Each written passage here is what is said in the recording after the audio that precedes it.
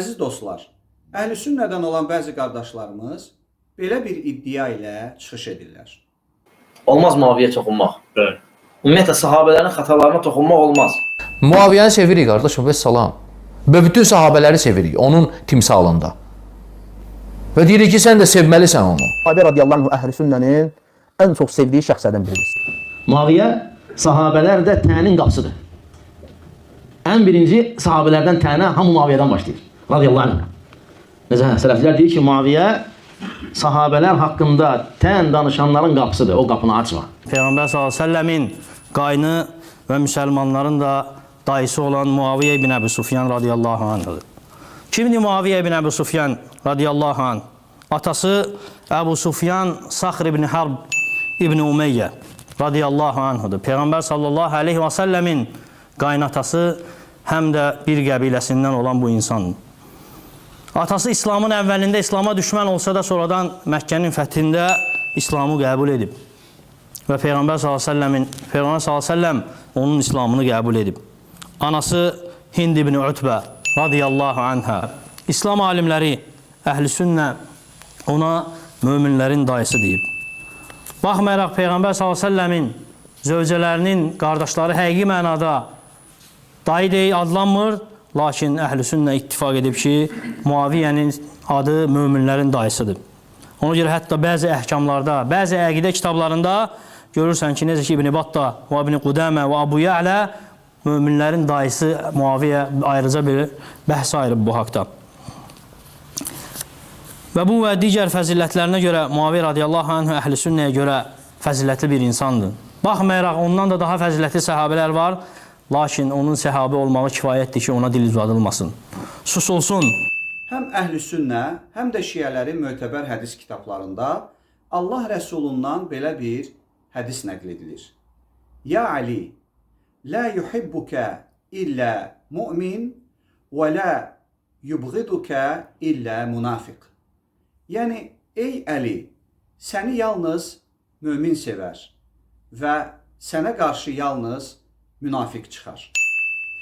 Hərfi olaraq belə tərcümə edə bilərik. Ey Əli, səni sevməz mömindən başqa birisi və sənə qarşı çıxmaz münafiqdən başqa birisi. Allah Rəsulundan rəvayət edilən bu hədis Əhl-i Sünnənin ən mötəbər hədis mənbələrində, o cümlədən Səhih Müslimdə nəql edilib.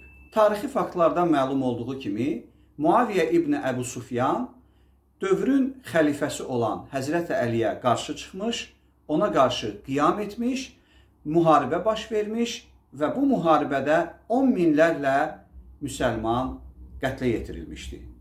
Məhz Muaviyyənin bu qiyamı nəticəsində, rəsmi xilafətə qarşı çıxması nəticəsində Siffeyn döyüşündə müxtəlif məlumatlara görə 70 minə qədər müsəlman qətlə yetirilmişdi. Beləliklə, Əhl-i Sünnənin mötəbər hədislərindən gördüyümüz kimi və danılmaz tarixi faktlardan şahidi olduğumuz kimi Muaviyyə dövrün rəsmi xəlifəsi olan Həzrət Əliyə qarşı çıxıb. Allah Rəsulunun buyurduğu kimi Əliyə yalnız münafiq olan şəxs qarşı çıxa bilər. Bu hədisə görə Həzrət Əliyə qarşı çıxmış Muaviyyə ibn Əbu Sufyan münafiqdir. Bunu biz demirik. Bunu Allah Rəsulu deyir. Allah Rəsulunun səhih hədisində buyurulur ki, Əliyə qarşı çıxan Muaviyyə ibn Əbu Sufyan münafiqdir. Bəziləri düşünə bilər ki, yox, bu söz ona aid deyil, başqa birilərinə aid ola bilər. Olmaz Muaviyə toxunmaq. Bəli. Ümumiyyətlə, sahabələrin xatalarına toxunmaq olmaz. Amma bunu Allah Rəsulu elə öz dövründə yaşayan insanlara deyib. Həzrət Əliyə bunu deyərkən ətrafdakı insanları nəzərdə tutub deyib. Həzrət Əliyə qarşı ondan sonraki insanlar necə qarşı çıxa bilərlər? Necə ona qarşı qılınc qaldıra bilərlər?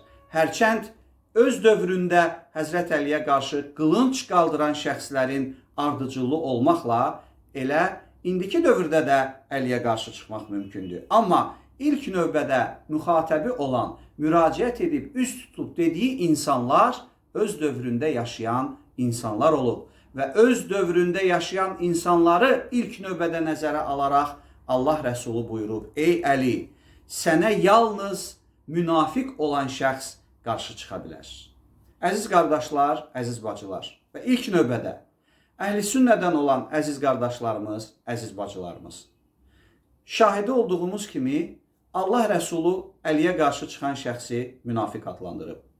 Tam obyektiv olaraq məsələyə yanaşsaq, sizcə Muaviyyənin adı çəkilərkən, Muaviyyə yad edilərkən Allah ondan razı olsun, Muaviyyə radiyallahu anhu demək nə dərəcədə düzgündür? Muaviyyəni sevmək, Muaviyyəni müdafiə eləmək nə dərəcədə düzgündür? Allah Rəsulunun münafiq adlandırdığı bir şəxsi müdafiə etməyə nə lüzum var ki? Halbuki Allah münafiqlərə dair Quranda belə buyurur. Mərhəmətli və rəhimli Allahın adı ilə.